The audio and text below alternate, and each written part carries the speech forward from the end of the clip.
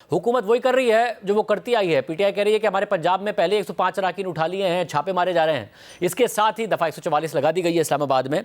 मगर आप वही कर रहे हैं जो आपने पहले किया। वो ये कह रहे हैं कि इस दफ़ा हम बिल्कुल अलग करने लगे हैं, इतनी तादाद में लोग निकलेंगे, हर हल्के से निकालने पड़ेंगे, वरना कारकुनों के खिलाफ कार्रवाई होगी और लीडर्स के खिलाफ भी। उन्हें सिर्फ गाड़ियों की तस्वीर नहीं दिखानी बल्कि उसके अंदर बैठे कारकुनों की तस्वीर भी दिखानी है। तो आपके लिए एक बड़ा सरप्राइज हो सकता है।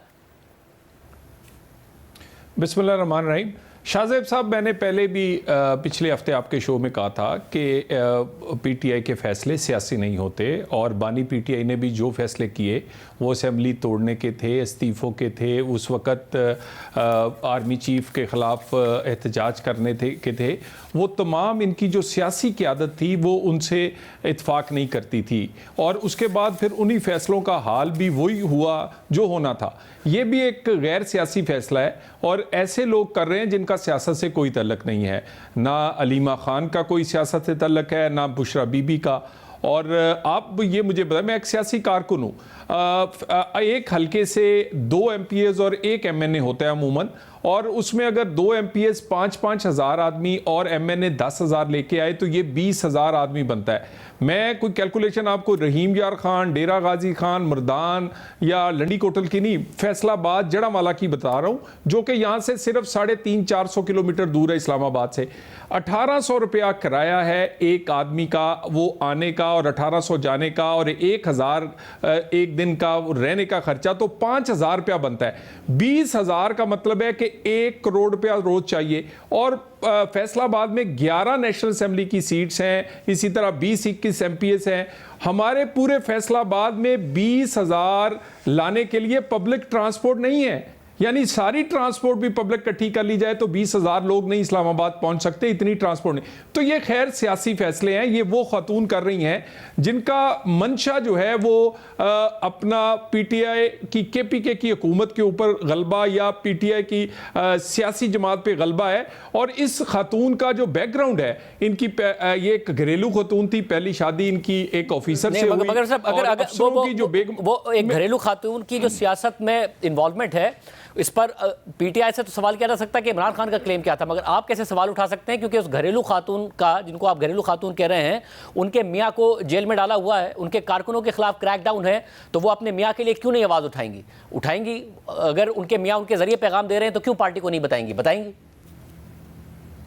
देखिए, बिल्कुल आवाज़ उठानी चाहिए, और ये एग्जाम्पल सेट की थी बेगम नुसरत भुट्टो ने, बेगम कुलसूम नवाज ने।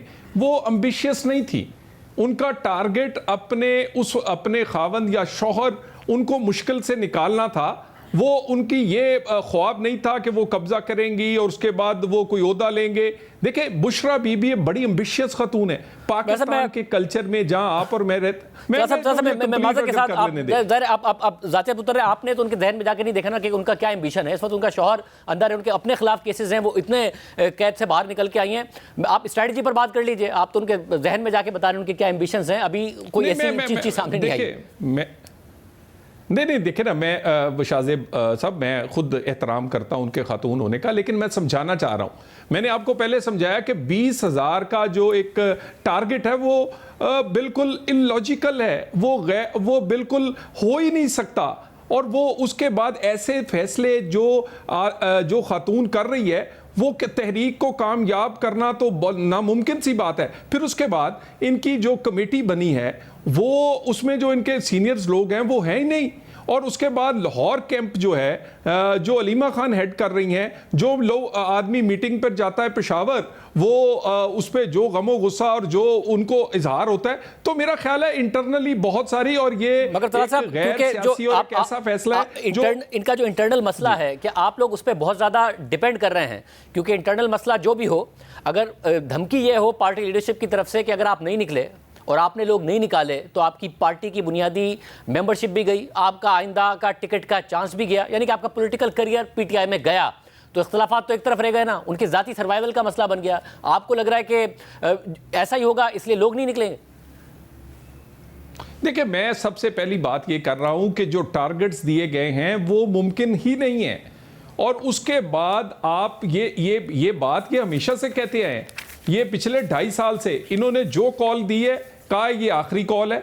इन्होंने जो कॉल दिया उसमें कहा है कि मैं खुद मॉनिटर करूंगा, मैं खुद देखूंगा, जो नहीं निकला मैं फलां कर दूंगा, जो नहीं निकला मैं ये कर दूंगा, और उसके बाद ये सारा कुछ। लेकिन आखिर में क्या होता रहा, हर आखिरी कॉल के बाद एक नई कॉल देते हैं, और हर नाकाम कॉल के बाद एक और नाकाम कॉल देने की एक और कॉल दे। देखें ये वाली जो कॉल है, मगर तार साहब इसमें एक मसला है सिर्फ कि जाहिर इनका ट्रैक रिकॉर्ड ये है जो आप बता रहे हैं कि बहुत सारी कॉल्स इनकी नाकाम हुई, ऑब्जेक्टिव नहीं अचीव करे। सितंबर में कहा था कि इमरान खान साहब को रिहा करा लेंगे, बट द प्रॉब्लम इज कि इस वक्त उतने लोग नहीं निकलते जितना इनकी तरफ से दावा किया गया है, जो आप अदाद शुमार बता रहे हैं। मगर अगर ये 1.5 लाख बंदा भी निकाल लेते हैं, क्योंकि गनीमा खान साहिबा तो इन टोटल कह रही है 2 लाख बंदा आ गया तो काम हो जाएगा हमारा, तो आप क्या रोक पाएंगे उन तरीकों से जिन तरीकों से आपने इनके पिछले एहतजाज नाकाम बनाए थे?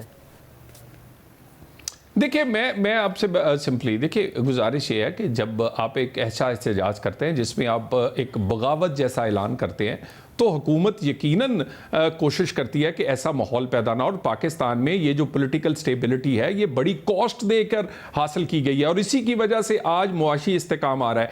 तो हुकूमत तो यकीनन उसकी आंखें खुली हैं।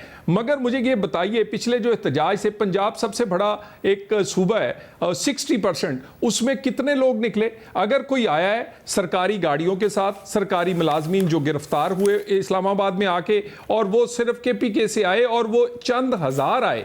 सो एक आप अगर ये कहें कि यहाँ कोई बड़ा कोई इनकलाब आने वाला है और जिसकी बेसिक वर्किंग भी बिल्कुल फ्लॉप किस्म की हो, जो मैंने आपके सामने पेश की है, जिसमें सियासी तौर पर लोग शामिल ना हो, जिनमें सियासी टीम की इनपुट ना हो, जिनमें इनकी सियासी ब्रेन जो है वो बिल्कुल इससे बाहर हो, तो ये सियासी ब्रेन जब तक नहीं हो तो आप रिजल्ट नहीं ले सकते, जितनी मर्जी लोग कामयाब किस्म का एहतजाज करें। हुकूमत की इस एहतजाज के 24 नवंबर के लिए स्ट्रैटेजी यही है कि आप ये एंटिसिपेट किए हैं कि ये एक अनरियल प्लान है, इस पर अमल दरामद होगा नहीं, गैर हकीकी दावे हैं, इसलिए हम जो करते आए हैं वही करेंगे, इनका रास्ता रोकने की कोशिश करेंगे और कुछ नहीं होगा, कोई खतरा नहीं।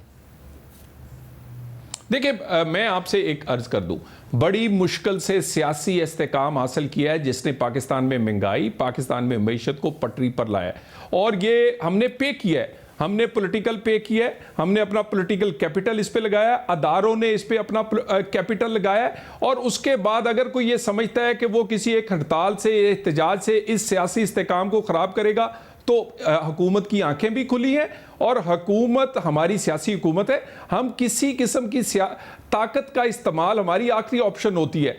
मगर यह मुमकिन नहीं है कि यहां कोई आए, एक किस्म की बगावत का ऐलान करे और बगावत करने में कामयाब हो। यह पहले भी नहीं हुए। उसके लिए हुकूमत बिल्कुल उसकी आंखें खुली हैं और हर किस्म के इकदामात होंगे। मगर ये सारा कुछ एक इंटरनल इनकी जो रिफ्ट है, नंद भाभी की, बहन भाभी की, और इनके अंदर जो डिफरेंस है गैर सियासी और सियासी जो ग्रुप्स बने हुए हैं, उसके दौरान ये उसकी भीड़ ही चढ़ जाएगा। इससे ज्यादा हुकूमत को कुछ करना भी नहीं पड़ेगा।